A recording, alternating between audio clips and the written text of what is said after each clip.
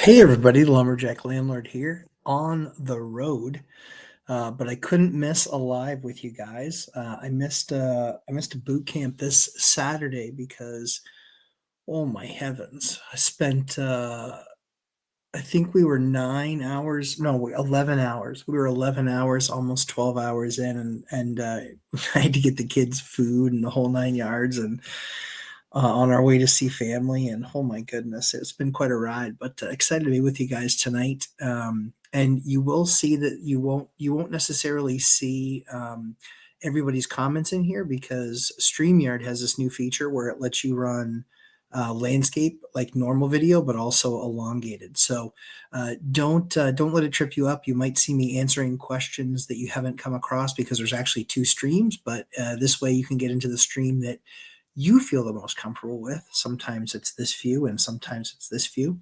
I know on the phone when I've seen some of these and I've actually seen it like standing up like this way, it's been awesome. So yeah, anyway, for what it's worth. But super good to see you guys. Hope you're all doing really well. Let me know if you guys can hear me okay. I'm trying not to shout. I can't be nearly as animated being on the road because we're in an Airbnb. Yep, two streams again. Yep. Yeah, that's the way that it's set up. And that way people can watch it vertically on their phone or horizontally. Landscaping looks more high quality. Great to stream on my TV. Perfect. Fantastic. That's the way we're going then. Angel Ray. Yeah, so that's that. But wanted to share some stories with you this week because I know a lot of times we talk about the good, we talk about the bad, but wanted to just be very real and transparent with you and talk about some more recent, uh, just like potential tenant stories, kind of what we're seeing. Thankfully we have the strategy that we have when it comes to renting out units. And in all honesty, that's very important for obvious reasons. We want to rent out units quickly. So we had some units come available from eviction. And obviously that was the point, right? Get them evicted because they weren't paying. So we got those evictions, we get them through the system, we get them through the court system. And sadly, if you guys watched last week's, one of those tenants actually over the last couple of weeks, he actually passed away. And so that was honestly that was difficult. It was difficult to just kind of process that because you look at it and you say, well, the reason that we do this is to help people, help those that need it. At the same time, too, we can't let them abuse the system and not pay anything, or most importantly, make no effort. Like you can't make no effort, and that's one of the cool things I like so much about our community. Here, I'm going to turn my head around just so I can keep the shadow off my eyes. But yeah, can you see pure exhaustion traveling with children? But what was really cool, just kind of about the just generally speaking about the eviction process is it still works. It still gave him many, many, many bites at the apple. He had, and during that process, he'd filed 3 motions in the court against me, and all of them were denied. And so for obvious reasons, because again, one of the things that we teach in the course is how to run a clean eviction, because it really is important how you manage your evictions. You're going to end up in court someday. You best be prepared to, when you're in court, that you're ready to go and ready to make it happen. So yeah, so all that being said, basically, they'd gotten so many bites at the apple. And that was really, hey, thanks, BuzzTune. I appreciate that. Thanks, buddy. Thanks, Mike. I appreciate it. So often, we fight harder for our tenants than they fight for themselves. And so often they want to make it about something stupid while we're making it about something bigger picture. And there's a reason why they're in the position that they're in. They're in the position that they're in. Landlords don't evict tenants, tenants evict themselves. Yeah, largely speaking. I think the biggest challenge that, again, that we have is that we help out a ton of tenants. Sometimes like when they notify us and say, hey, like something happened with, obviously the government workers. We didn't expect that they were going to be on time. We knew that they would likely be late. And so the key was just reaching out to each of them saying, hey, just so you know, we completely understand. We know that it's shut down. and we're not expecting that you're going to be able to pay right away. We'd love it if you could pay as much as you can possibly pay so you don't get behind. But that being said, largely speaking, rents basically due. But we made sure we weren't reaching that out after the first month. You got to be able to pay your first month. But the second month, and the fact it was might have been going into December, we did have the conversation with them because we wanted to make sure that they enjoyed their holidays. We wanted to make sure that they enjoyed their Thanksgiving season and not have it weighing down on their minds and being one of those things that keeps them up at night. We don't want that to happen. But it is still really their responsibility to make sure that they paid their rent. So while everybody appreciated it, they all made effort. They all let us know. They were really good overall, generally speaking. And so, now everybody's getting caught up and taken care of. And so everything is all good. So we have those great stories, but very largely and very, very often, those are people of honor. Those are people of character, certainly if they're armed services. But the stink of it is that we've had, we had, this is not a tenant story. This is a potential tenant story. So we had a tenant apply, and they were very aggressive in how they applied. They applied on the website. They applied to the broker. They applied to her Facebook page, and they kept on basically hammering the hell out of this and hey, I need a place urgently. So think about to when you were dating and think about when somebody was super, super, super urgent about making sure they get a date with you and really aggressive about that. It's kind of like, dude, what's wrong with you? You might have issues. We know I have issues, but so this tenant kept on harassing and just coming out. Well, come to find out she has a voucher, and we treat voucher tenants the same way that we treat market tenants. Because quite frankly, from our perspective, we don't care who's paying. It doesn't matter to us. What we do care about is the other things. We do care about things like credit score. We do care about things like your responsibility of rent and where you paying it on time. Very often, it's something that we don't see. And even if it's something where it's we had tenants that were $3,500 a month in rent, and their responsibility was $350, and they were having trouble coming up with $350. I mean, let's be fair. That's kind of lousy. So this person kept on blowing up all the lines, all this stuff happening. And so we're pretty well knit into our community. And so I have people in all parts of the community. And I'm just like, hey, do you know this name? Hey, do you know this name? Hey, do you know this name?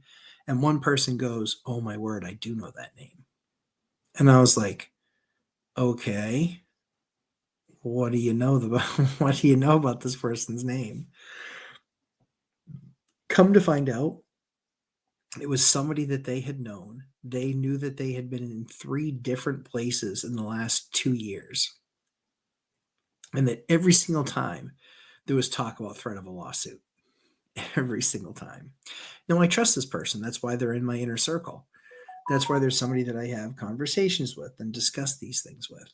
So I found what was really interesting was, this is why I say your network is your net worth. On paper, she actually wasn't a horrible tenant, but in practice, she was a horrible tenant.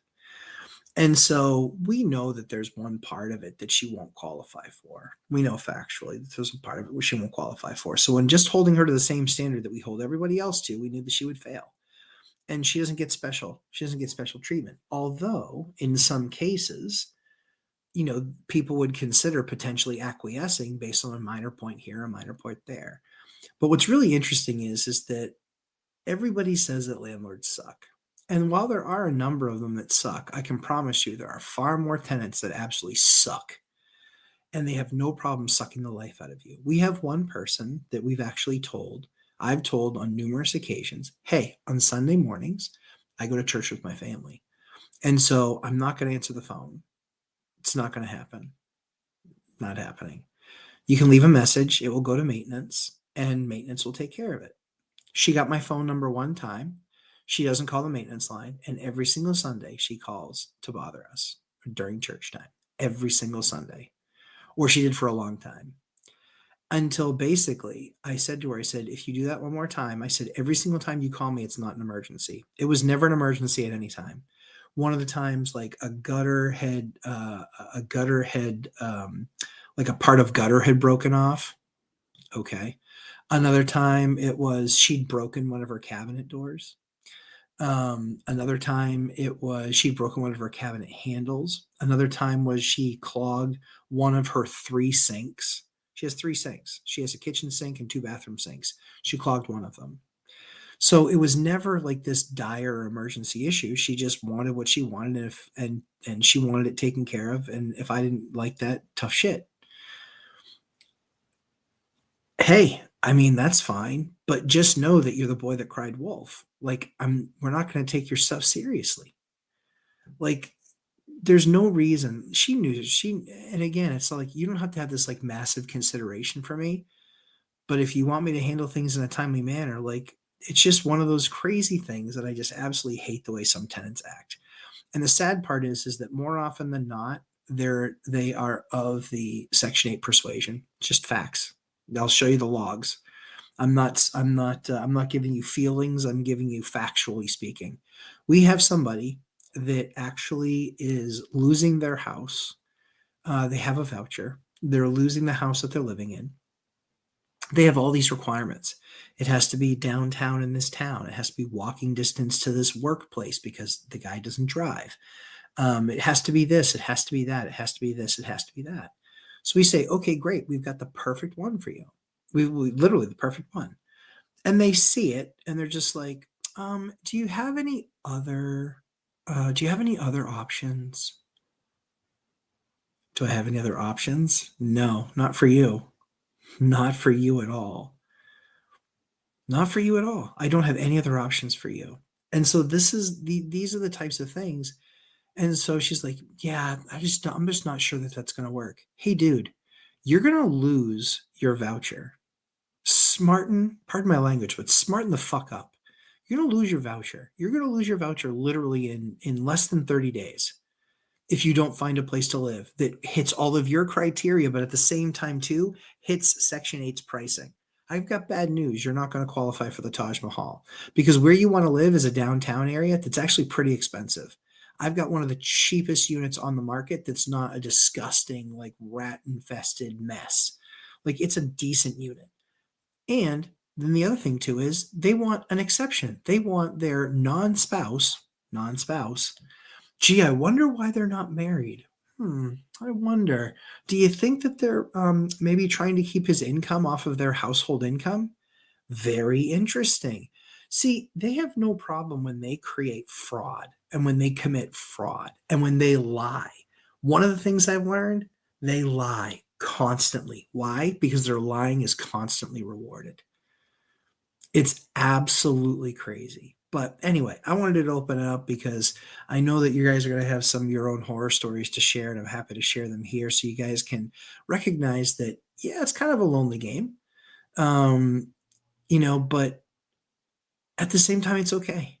Like, it's fine. Like, it's afforded me to go on this nice, 12-day vacation, sort of vacation, but 12-day vacation with bringing my wife and my kids and going and visiting a bunch of her family that's older. That we wanted to take that opportunity to jump in the new van and head down. So, but yeah, let's get into it. Let's jump through and do some of your stuff. I'm also trying to be quiet too because the house isn't as I don't have a studio to scream out of.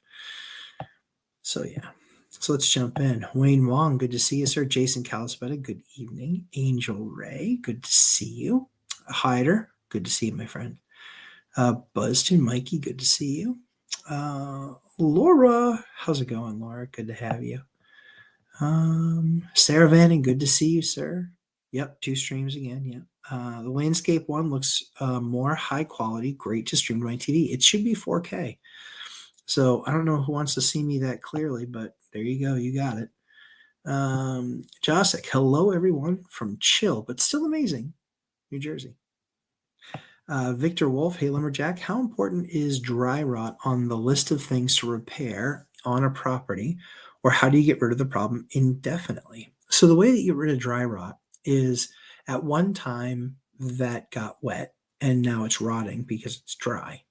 And so it becomes very brittle in your hands. A lot of times you can take your hands Sorry, I'll put my hands back here so you can see them. So a lot of times you can take the joist in your hands and you can go like this and you can put your fingers into it. That means it's pretty well rotted. Now that happens from pest infestation. It also happens from just regular old rot. What you want to make sure is that it's not in what's called the rim joist. The rim joist is the rim that goes around the bottom of the house that fits between your foundation and your and basically what they build your house on. And so that's where the wood starts, and usually it meets like this. So your rim joists sit on top of the foundation wall. Um, so that part of your house is usually where it can get moisture, and then it actually penetrates the wood, and then it becomes soft and brittle, and then you'll actually see sinking and settling, what they call settling. You'll see that sinking and settling in a house. And so it is an important thing. However, it's one of those things that depending on how bad it is, how bad the dry rot is, how bad and how much of that dry rot it is. Sorry, I just saw a bug. Hold on. On the screen. Got him. Ha ha ha. How is that for TV? But typically it matters how bad it's gotten. Now the good news is that you can usually jack up that section of the house and then cut out that part of the rim joist and then reattach it and do all of this work. That can be thousands of dollars, but usually it's, $3 to $5 grand for somebody that kind of knows what they're doing. It is, so long as it's not extensive. But we like to then put that, cut stuff in and then section it together, and then we'll also make it pressure treated wood, where a lot of times when these houses were built they didn't have pressure treated wood. So is it a big deal? Yeah, it can be, because that's what for me kind of falls into the foundational stuff. However, you can get a quote for it, and usually the quotes are pretty reasonable. You're usually, depending on the amount of damage that you have, usually it's 3, 5, maybe $6,000. So it's not the end of the world. But it's definitely something that you want to find out. Is there water coming off of a hill that's bumping up against that? Is that where there's a pile of snow left every season?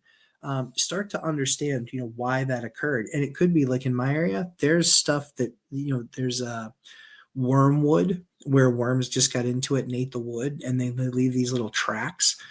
Termites too, but termites aren't nearly as big here as they are in Florida. But a lot of times you can eradicate it. Maybe the house was tented, a bunch of different things, and you might find sections. Like I've literally had houses where we found like 4 or 5 joists were just completely eaten. And so what we did is we jacked up the house in certain areas, and then we actually reran new joists across, landed them in the rim joist, and landed them in connection with either the other joist or on some sort of support beam, and we've replaced those. So it's not like I said, it can be a big deal, but it's not like when you find that like deal has to be done. It just has to be something that's accounted for from a cost perspective. Hopefully that helps you. All night harder. I'm going to leave this running in the background. I'm at dinner with the fam for Mama's anniversary of birth. Very cool. Very cool. Yeah, absolutely. You don't even need to leave it running in the background, brother. Smoke that button like the thumbs up like Cheech and Chong. And guys, also see if the hearts button works, or I think you should be able to on your phones, like pick it up and then hit the button, and then it gives you a bunch of hearts. That also helps the algorithm, which we love because it helps us get more people in here to join the community.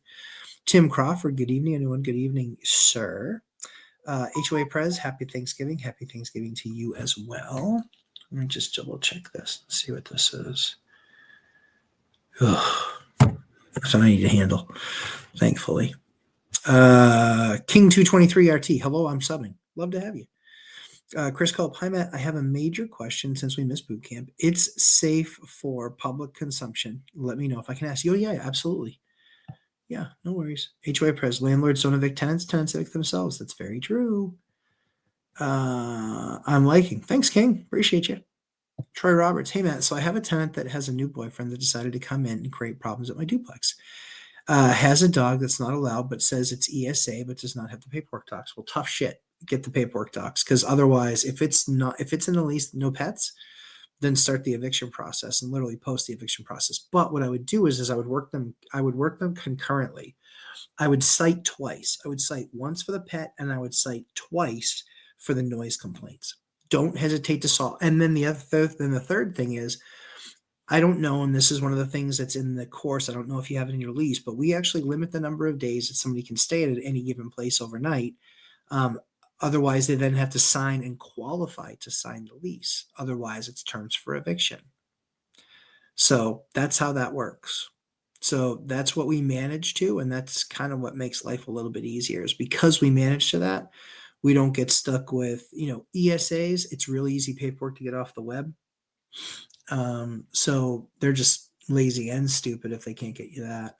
The noise, yeah, I cite that right away. And then the third thing is just a reminder, hey, per lease section, blah, blah, blah. Anybody spending more than this number of nights, and we don't even have consecutively. We have like 14 or 7 nights in a year. Yeah, we have 7 nights in a year. Yep. And then at that point, done. Also creating noise issue with the neighboring tenants. Yeah. Like I said, that's something that real quick I'm putting up 3 concurrent warnings. Yep. On such that way, again, you're always building your case for court, Your Honor. We don't know exactly when they moved in because we weren't asked. This is what when we started getting complaints, we assumed it was close by to that. We never agreed to have the tenant move in. We saw that the tenant had essentially was spending nights there, per the reports of other people in the area. And open and shut case if you got that stuff in your lease. Sorry to keep yawning on you guys. You aren't boring me. I'm not boring me either, but I'm exhausted. So tonight's probably not going to go very long. Chris Culp, how large of a risk for those of you who have been targeting high level blue collar and low level white collar tenants is the AI transitions? It's very high. Yeah, it's very high. White collar is far more at risk than blue collar. I mean, eventually more and more people are going to get replaced. But real service people, teachers are probably going to be one of the last things replaced. Like they'll augment, but they won't replace. But white collar, yeah, white collar's getting crushed. HR reps, crushed. Accounting people, crushed. Data analysts, crushed. Yeah, mark my words. Sold it for decades. Sold RPA, which is robotic process automation, and then I sold AI as to do with robotic process automation. Before that, I sold data warehouses and handling large data models, and then building data models and building object models, and yeah, I sold it for 26 years. Corporate America's in for a rude awakening. They just are in, and a lot of people in these jobs that think that they're safe. Oh, well, no one's going to want to do that. Yeah, here's the problem. You give an analyst, 50,000 lines to analyze, giving it the criteria. And I've got bad news. AI can do that in a millisecond, and it's going to take them days. Days. Yeah. Mm-mm. And let's just say I'm wrong. Let's say it doesn't take them days. Let's say that they use the AI to get them the answer. The answer still is going to happen within minutes, not days. And that means if you can do days worth of human work in minutes with a human doing it, with AI, then you don't need nearly as many humans. It's just that simple. It's math. Josh Burdick, good to see you, sir. Where do people get the audacity? Yeah, Angel, honestly, it's challenging. We do everything we can to stay out of our tenants' lives. We believe that they need a landlord, that they don't need another buddy. And so that's one of the challenges, is that we stay out of their way. And, if we're getting involved in a situation, it's probably not very good. If most tenants lost their job, low level white collar and high level blues, I would be majorly harmed. Oh, prepare to be majorly harmed. This is why we have diversification of our tenant pool. So we have retirees. Are they going to be harmed in AI? Nope. We have college kids. Are they going to be harmed in AI? Nope. There's still going to be kids going to college. Section 8. Nope. Vouchers for veterans? Nope. Regular market? Yep. Yep. Regular market. But if regular market is only 20% and 20% of people lose jobs, then that gives me 4% of my overall portfolio that now has a problem. See how you diversify within assets. That's how you do it. You're welcome. That's in the course. Corridor Chris, dang, that's sad and lonely. Yes, sir, it is. Who calls their landlord directly? Well, see, Angel Ray. We have we have it set up for them to call into a number and the whole 9 yards, but they decided to abuse having my phone number directly. So that's fine. Guess what happened? And here's exactly how I did it. I'm going to block your number. You can no longer reach me at this number. Block. That's it. Because they had other ways. They were just insistent that their issue be heard that second by the owner. I don't do that. That's like sitting in a restaurant and the waitress making a mistake, or the line cook making a mistake, or the hostess making a mistake, and then holding your breath until they produce the owner so you can bitch. Like, how self-absorbed and self-indulgent do you have to be to have your problem heard by the owner when the staff has done a completely fantastic job of maintaining it? Or even just talk to the manager, but you certainly don't need to talk to the owner. Jerk faces, right? Chris Cope, nothing wrong with playing defensive. Focus on asset protection this year. Yeah, absolutely. Angel, dead on. HOA Prez, you may have lower rents in 2026 to keep your vacancy rates down. So I already told people that that rents were going to be going down. I already told people that. They will. They'll go down. But they haven't gone down across the board. And what I mean by that is we have some assets that have actually gotten an increase in prices. We have other assets that have gone down. It's okay. We go down until we find that we can get a significant number of people that are quality tenants applying. We don't want somebody that can fog a mirror. We want somebody that can, come in and stay. Let's see. Dominic Jones. Our first rental, they had chickens running around shit in the basement. Oh my goodness. Dominic, that's a story. That's crazy. Jason Santoro. Hey, bro, how are you? I'm good, man. Would you pay interest only payments for as long as you could?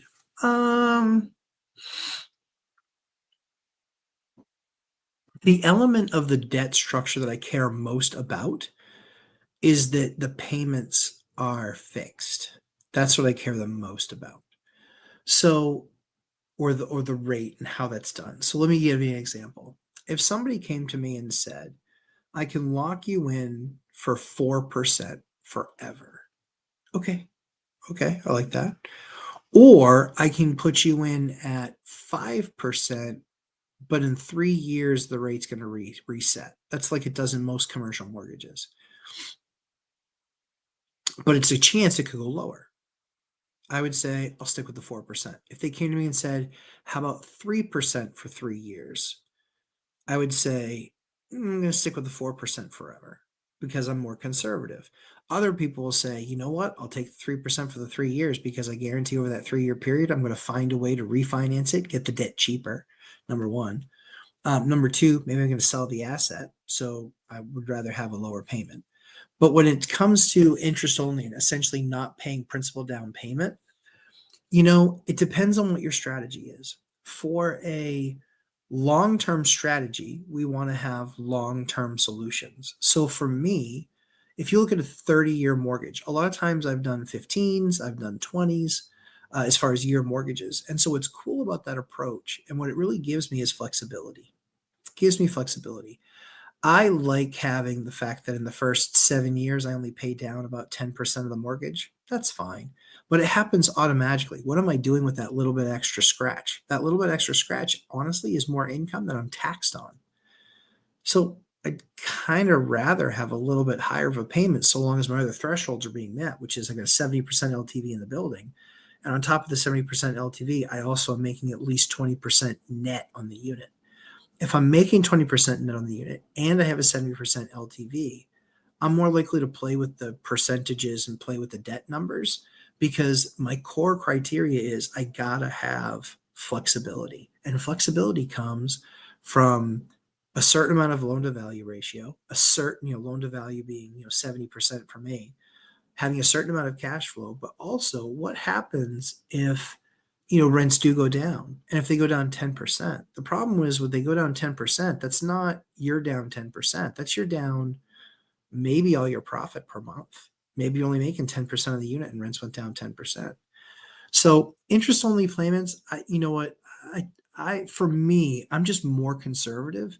I would rather be paying down some principal along with that because I have enough cash flow where I would want that thing being paid down as opposed to a necessarily a smaller payment where it might create for me an extra 100, $200 a month, maybe. Mm. Depends on how big the difference is. But good question. HOA Pres, pay attention to property tax bills in 2026. Some houses in bad Chicago neighborhoods had a 100% increase. Oh, yeah, absolutely. See it all the time. Hey, landlord Odyssey, what's up? Ernie on, good to see you, pal. Yeah, the thing to actually watch out for even more than the property increase is that you'll see plenty of property increases, but what you'll see in more are a higher percentage of increase around is your water sewer. Our water sewer bill used to be about 50 to 60,000 bucks a year, and now it's 30 to $40,000 a quarter. That's the one you want to watch out for more. Mick, good to see you. Dominic Jones, how would you deal with a cracked stucco wall in a basement to fix and repair? Oh, I mean, it depends. There's so many different options there. Like, why did it get cracked? Did it crack because of water intrusion? Are you now getting water there? Um, for me, it really depends on, I want to know more about it. I want to dig deeper. I want to know why it cracked, how it cracked. Is there like a special, fault, you know, like, uh, like a pivot line there, like where there's like a piece of rock that's jutting out. Like that's what there's more that I would want to know before I would determine how I would fix it. As far as how to fix and repair that or how to fix stucco wall, you can watch. There's a bunch of stuff out there. You can get stuff that's, that you can blend pretty well.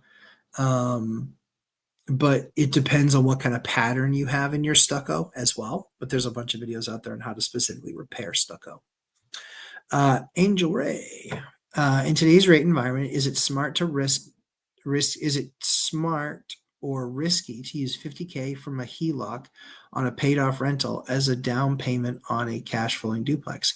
No, I don't think so. I don't think that that's. I mean, it's riskier than not, but we do have to. We do have to have some level of risk if we're going to grow our businesses.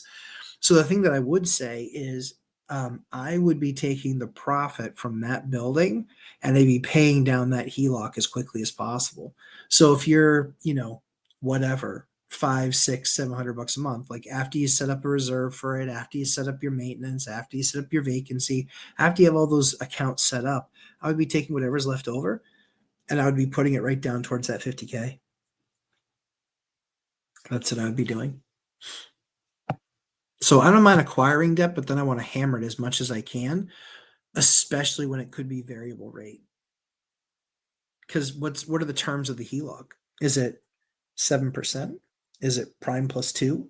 Is it Fed home loan rate plus 3? Depends on what the terms are. So it's just like anything else, right? So I always tell people, and this is a story that everybody understands.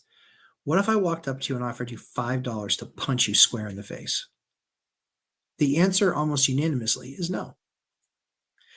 What if I offered $100,000 to come up and punch you square in the face? A majority of people are going to say yes. So that's where it comes in with the depends things, the sliding scale. What does that really look like? I have a 2-day, Troy, I do have a 10-day max in my lease, but how do you verify that? Reports of the tenants, you can have somebody take a picture of his car early in the morning. You can, there's a bunch of different ways to how do they prove that it's not happening? Let's put it that way. How do they prove it's not happening? Like when you can show the judge, Your Honor, like day, Your Honor, you get the point.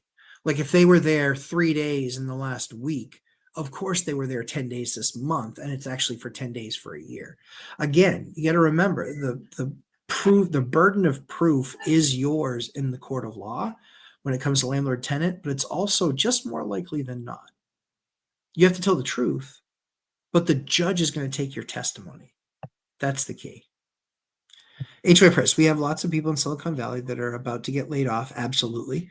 They are planning to move out of Silicon Valley. Absolutely. Once they get their severance check. Absolutely. I totally agree. Totally expected that to happen. It's almost like I've been saying that for a year. I knew it was coming. I retired from that world a year and a half ago, almost 2 years ago. I retired from that world. I saw it coming myself. Saw it coming. I talked to all my friends that are VPs. Every single one of them is laying people off. I talked to my friends that are reps, and they were reps that I met at President's Club. So they were the best of the best. They were the best in the world at what they did.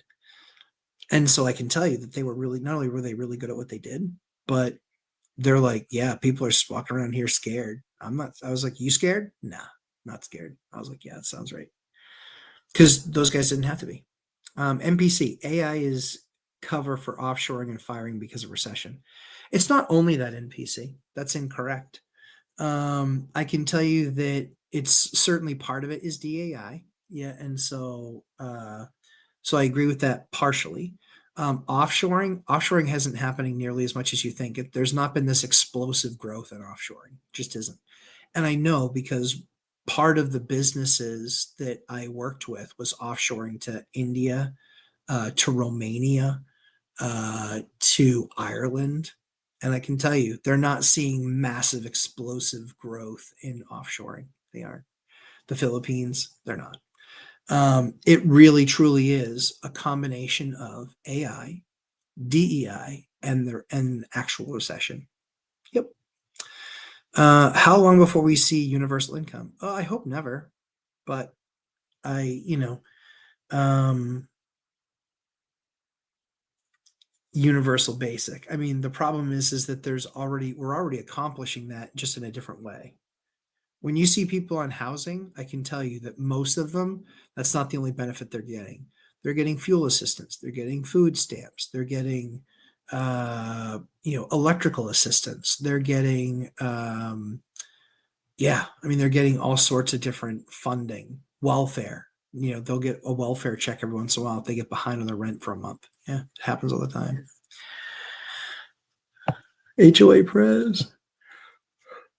Not only can AI do data analysis, it's starting to do pure math and theoretical physics. Oh, it's absolutely getting more and more advanced. It's not like every day it gets 5% smarter, every day it doubles in intelligence. It's getting movie like. You wait and see.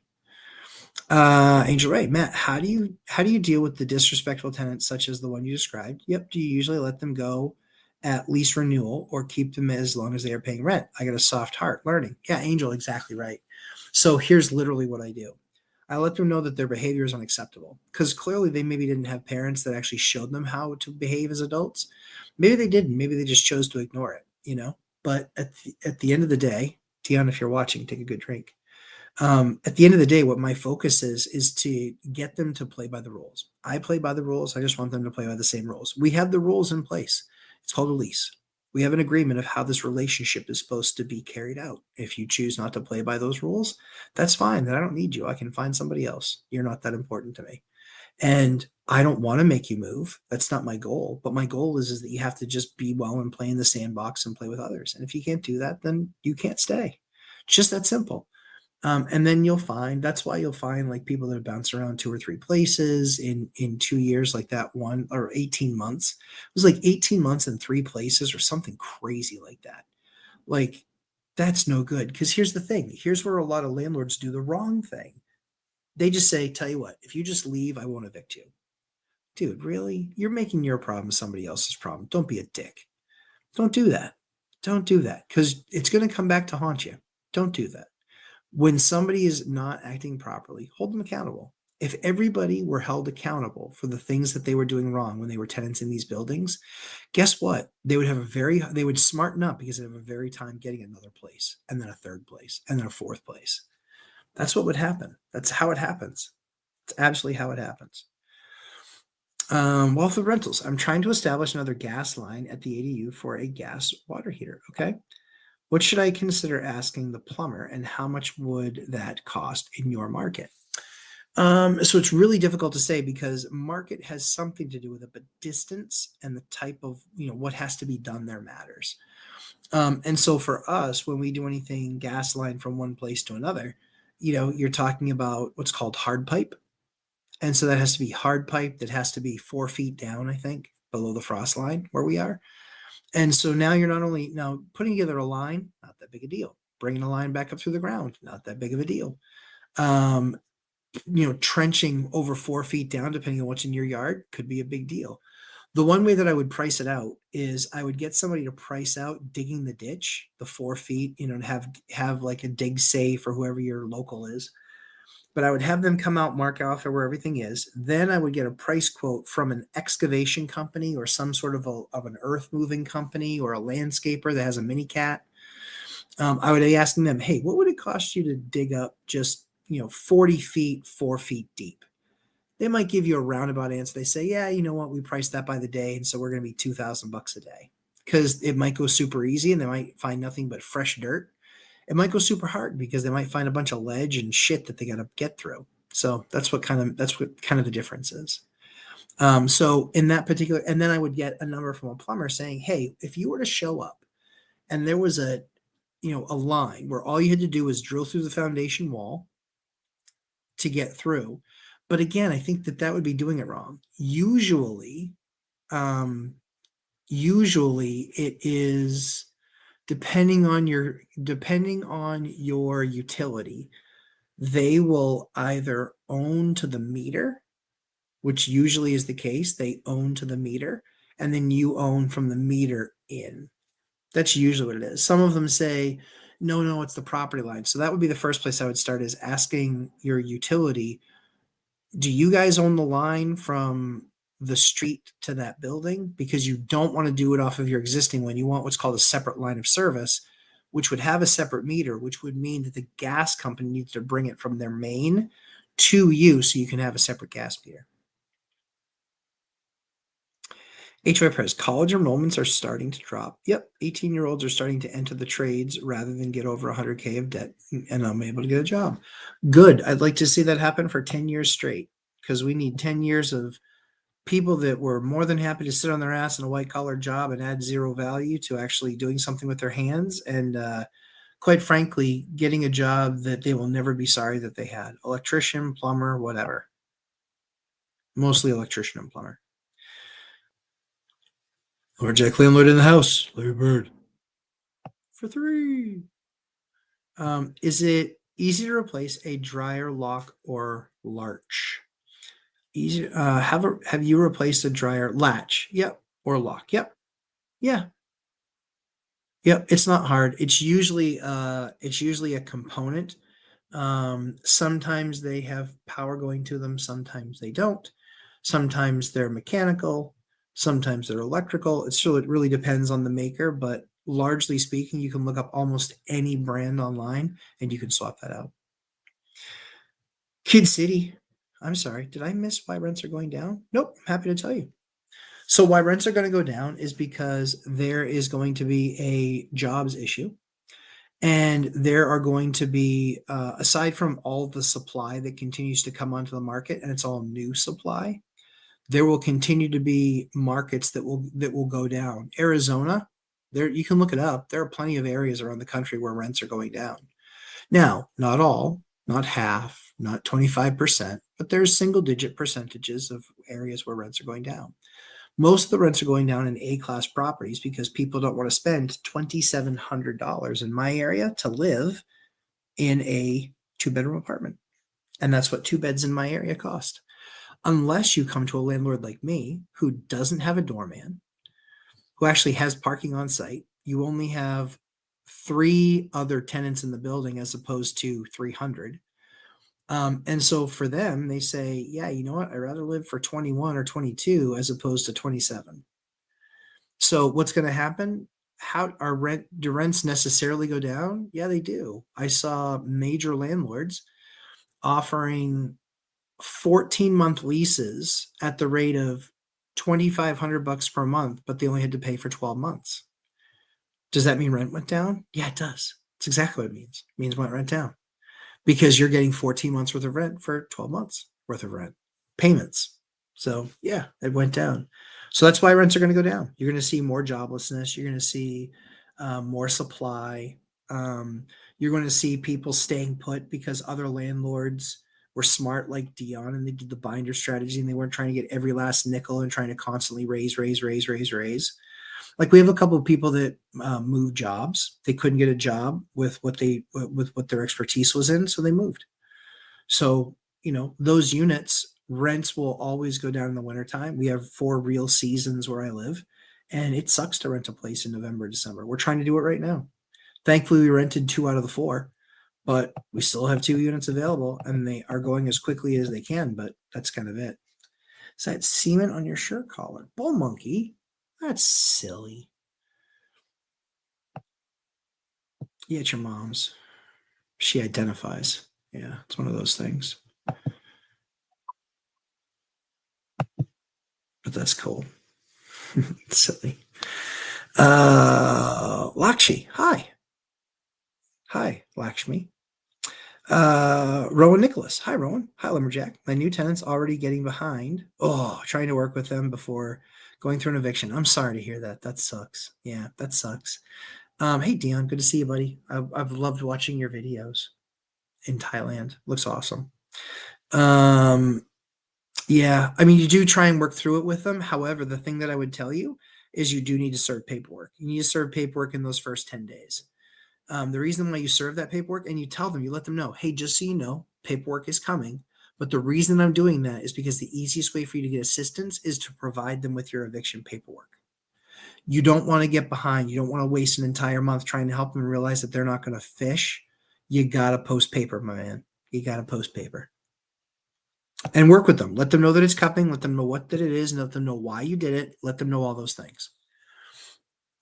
HOA Press. I was invited to a couple of quantum computing seminars. You are going to see massive scientific advances in the next 25 years. I think people are going to be blown away at the advances they see in the next 5.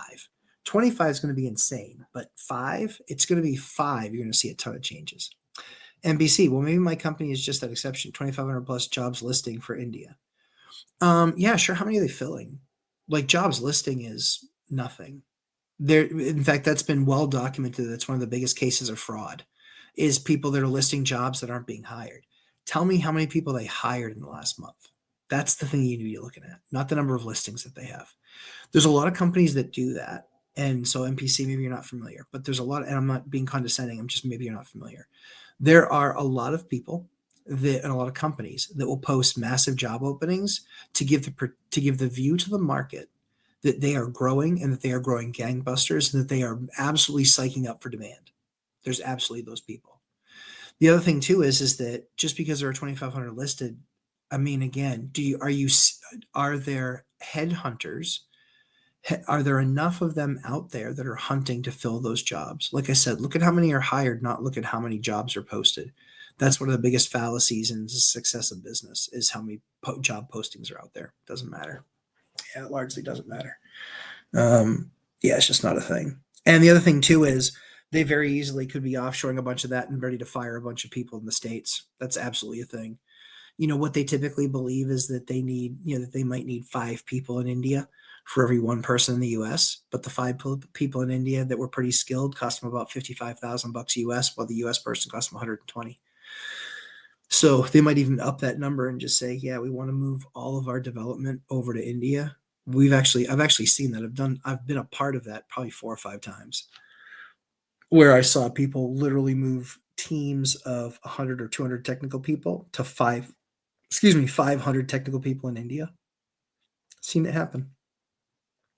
And all the people in the US weren't thinking. They were just like, oh, look how fast we're expanding. Guess what happened? They got those people up to speed a year later. The US force was half the size, maybe even 25% the size. Yeah, it wasn't even close. So yeah, I've seen it, been there, done that, got the t-shirt. Work with a bunch of executives, Fortune 500, Fortune 1000, Fortune 2000, hedge funds. Yeah, I work with a lot of those execs. Is there a number when you start considering a CPA, or just yes, as early as you can afford it, assuming you're cash flowing? So, Ivan, the reason why I use a CPA early and often, so I had a CP, that was one of the things I had in the very, very beginning. And it's a great question. The reason that I want to make sure that I have a CPA in place is because they can almost always use a strategy or use strategies that I might not be familiar with that are going to more than cover their costs. So I strongly recommend searching for a CPA, finding one that hits my criteria, which is has rental properties themselves, has other tenant or other clients with rental properties. Those are the perfect CPAs, but I would absolutely be looking at CPAs that because in all likelihood they can save you more than you're spending on them. Yeah, almost always. Do you know the schedule for the Orat celebration? Is it 8 to 6 both days? I don't, Ivan. I believe so. I believe so. I think it's no. I think it might be no. I think the first day. I think it's 8 to 8. I think it's 8 to 8. It was last year. Last year was 8 to 8, and then 8 to 6. It's a long weekend. It's a long weekend. I don't come in the day before, and I don't leave the day after. I'm usually exhausted by the time we finish. It's great, but I'm exhausted. Yeah. Let's see. Crap. Just trying to. Why won't this move? Oh, there we go. McMick, the water heater needs venting. Yes. Was that a question I missed? Sorry. Yeah, water heaters. Well, gas water heaters need venting. Electric ones don't. Yep, electrics don't. Only gas does. You're so good. Arlen and Jordan here. We're loving what you're saying. How old are you and how do you know so much? 50, almost 50. How do I know so much? I've done it for 20 something years. We're going to pretend it's not sarcasm. Jordan, maybe you'll learn something, but I doubt it. My insurance hasn't gone up that much thanks to higher deductibles. Yep. Other landlords that don't watch you and the other amigos are truly hurting. I don't know about other amigos. I think that there's, certainly people that are lower margin. But again, if I'm in Mike's shoes, like let's say Zuber, if I'm in Zuber's shoes, there's a chance of an earthquake there, pretty high, right? I mean, it's been a long time, but I mean, every year that passes, it's likely a higher likelihood. So for him, if he had his, 35 or whatever single family homes all get hit by an earthquake, and he'd have to come up with 25,000 bucks times, call it 40, he's looking at $1 million out of pocket. But then how many years is it going to take for those to get rebuilt? So the other big piece of that is rental, rental insurance, actually getting reimbursed for the rent. So for me, it's just one of those things where I look at it, and that's been part of the thing that's allowed us to grow. And so for me, yeah, I would rather have a $25,000 deductible and pay, 1,300 bucks a year than have a $2,000 deductible and pay $3,600 a year. That's just me. Yeah. Arlen and Yord. Yeah. Oh, loves it. Perf. Year one. This person. Jack Black and Emperor. Oh, sweet heavens. Well, see how easy this is? Hey, Jord. Find better things to do. Men and investors and women are working here. Go away. And you're gone. FANG companies are still laying off. Absolutely. They're going to continue to lay off. Buzz Tune. Oh, here we go. Sorry. Golly, that's inconvenient. Hit that like button like Gretzky hitting a touchdown in the 10th inning. Oh, sweet Lord, Burdick. You're killing me. Oh, you're killing me.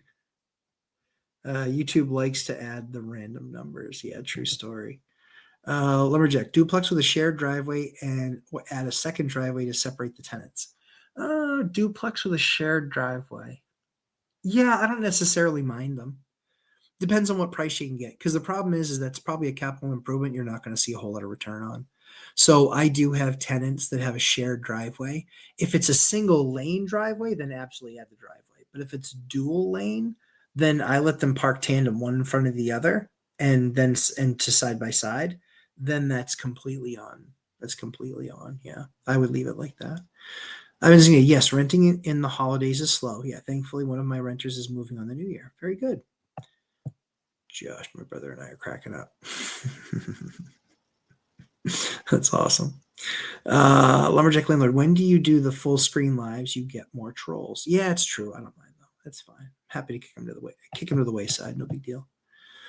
No big deal. Buzztune. You talked with Zuber about only repairing the roof and then replace in a couple of years when contractors will be better priced. Can you talk more about that and how you knew to time that? Perfect. Yeah, perfect. So when it's really just looking at the cost of materials. And so when we were in COVID, as an example, my good buddy Simon, uneducated economist, Hyder knows him well. He was saying that, hey, the reason why, lumber went from 400 per thousand board feet to 1600 per thousand board feet is because of a choke in the supply system, right? Or a lot more demand and a lot less supply. That's because it was choking. So for me, for example, I did very little massive capital improvement during COVID. Very, very little. That was on purpose. It was because all the prices were so unbelievably inflated.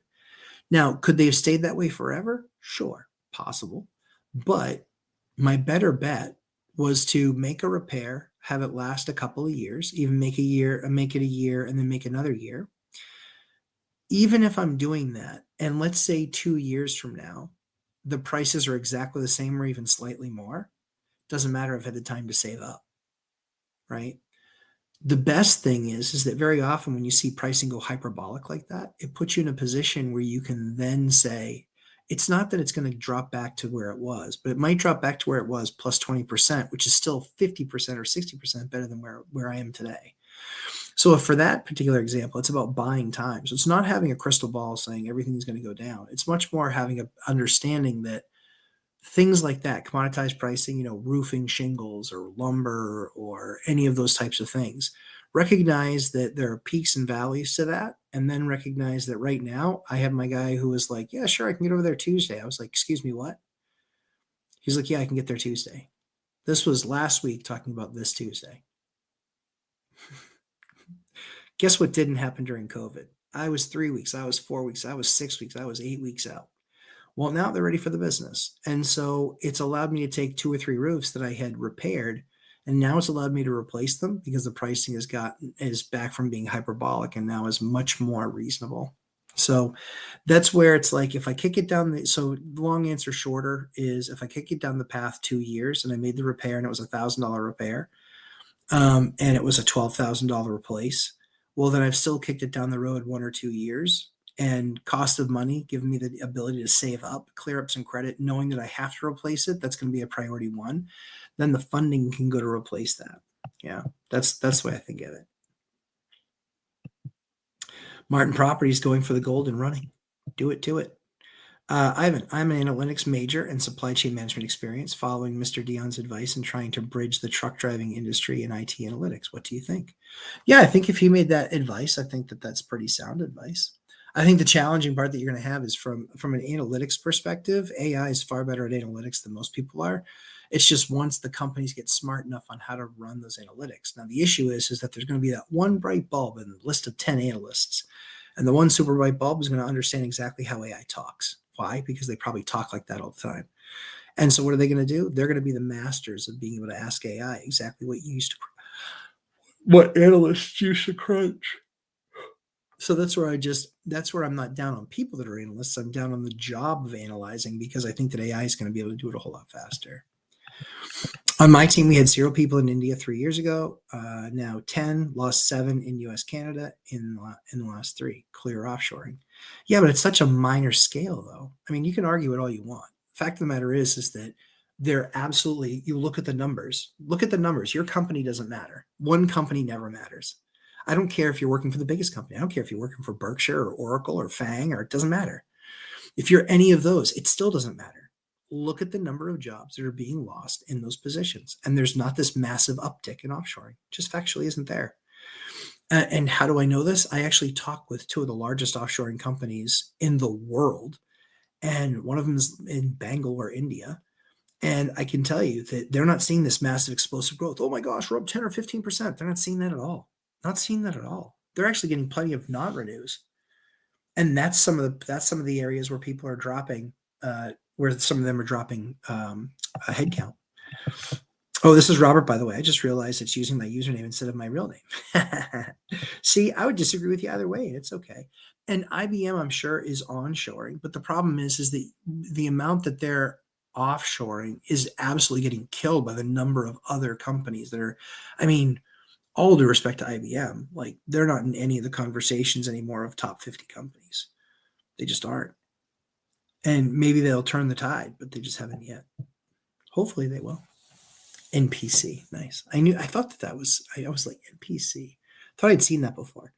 HOA Press, Americans as a condition of receiving their severance, working together, training their Indian replacements to improve corporate profits by exporting jobs to India. I think that certainly is part of it, sure. But again, if that were the case, then you would see all over the news that 10, 20%. Guys, in case you haven't seen this before, the press hates Donald Trump. And they would love to stick a feather in their cap and talk about, well, he's talking about American exceptionalism. They can't wait to hire more people overseas. It's just not happening. These big, huge delves. Like, hold on one second.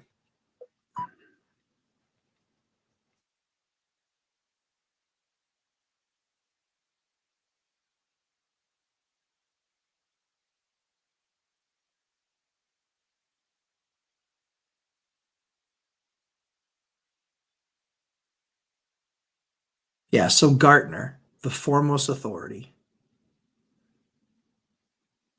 Yeah, so here it says right here. US based employers expanded employment abroad faster than domestically for the past 7 years. But that's not any spike. That's the trend that continues to happen.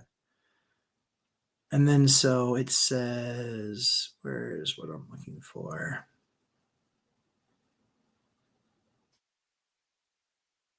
Yeah, Trump even told them no more hiring overseas. Trump told Google and Microsoft to stop hiring overseas. Let's see what else we got here.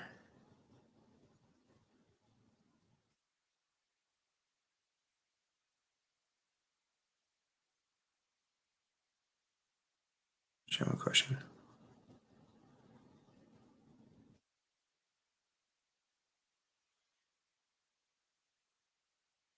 Datadog. I'm researching some hanging adjacent companies like Datadog and Instacart, Snowflake. I've noticed they've open roles for senior staff positions. Yeah, that's one of the things I was telling you guys about. So they're hiring the higher end guys here, and then they're bringing. And the problem is then managing those overseas. Oh, that blows.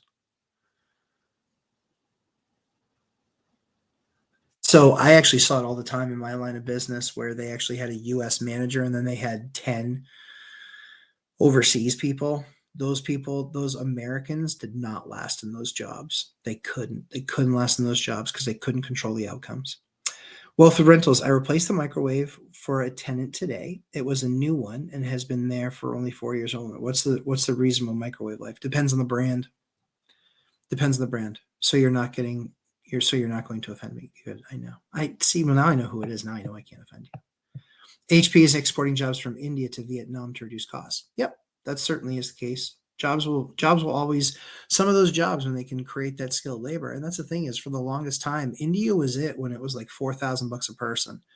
But in some cases it's 11, and some it's 14, and some it's 20.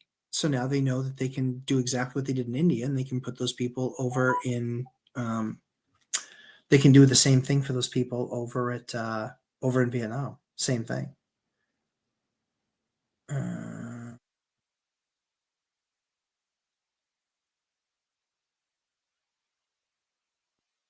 Tell me my phone doesn't tell me my phone's not listening. Like, come on, it's absolutely listening. Are they building huge complexes in your area too? Yeah, sure. Yeah, kid. So 156 units was just built. 88's being built. Then some smaller ones, a 48, a 44, a big one that's 440. And you got to remember the size towns, like in perspective. Like here's the size of the town. Like one of those towns, the one that's got 440, 88, 46, 44. What else is going up there? Oh, another 80. And that big one that's like over 400. That's in a town of 30,000 people. That's a massive. Or event should be on a weekend other than Valentine's Day, in my opinion. Yeah, I don't get a say. I don't get a say. Lumberjack duplex driveway is old gravel with weeds. Leave as is or pave with asphalt. So you can do something different. You can use something called hard pack. Talk to them. Talk to a paving company about something called hard pack. It's basically you can put it down. You can put down like a leaf blocker or like a weed blocker underneath it, and then you can just easily spray the stuff, and you can be okay. Bobby Ray, hi, how you been? Good, Bobby Ray. Re-sign my tenants for a third year with a 5% increase. Josh, I love that. That is so good. Congratulations, man. Does a gas tankless water? Yes. Installed in an addition need ventilation? Yes. Or exactly put a duct to ventilate it. So the specs will be on the duct. They'll be on it, and it will say how it needs to be. Some are direct vent. Some can be 6 feet. Some can be 12 feet. But the specs are on the unit, because that's all combustion and then how they account for it. So you have to make sure you're knowing exactly what the unit calls for. I am simply NPC 23453 out of 8 billion. Mick. That's most tankless are gas. Yep, it needs venting and fresh air inlet, both required to breathe. Yes, sir. That's exactly right. We did an electric tankless one time. Ugh, wouldn't do it again. Very expensive, but we couldn't. Yeah, we couldn't get it. We couldn't get it powered up any other way. Sadly. Also, for an attic, get a plumber. Don't burn down your property. Yes. H for Press, we have lots of new apartments in Silicon Valley, but the rents are too high, so the units are vacant. I expect that to continue the trend. American software engineer, $50 an hour. Vietnam software engineer, $50 a week. It's not that low. It's not that low, but I get the comparison. Yep, I get the comparison, but it's not that low for Vietnam. Not when we were working with teams in Vietnam, and that was like 2-3 years ago. It wasn't that low. It was what was it? Like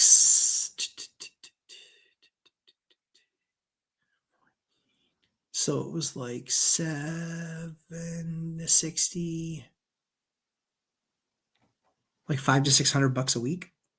Yeah, but it beats 2,000 a week. So it wasn't that disparate. Kevin, hello, Kevin.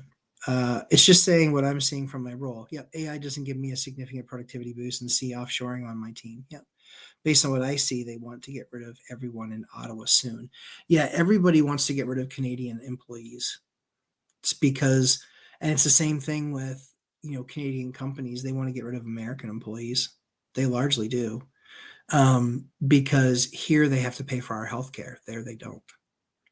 And it's a massive pain in the ass for them to file taxes and everything else.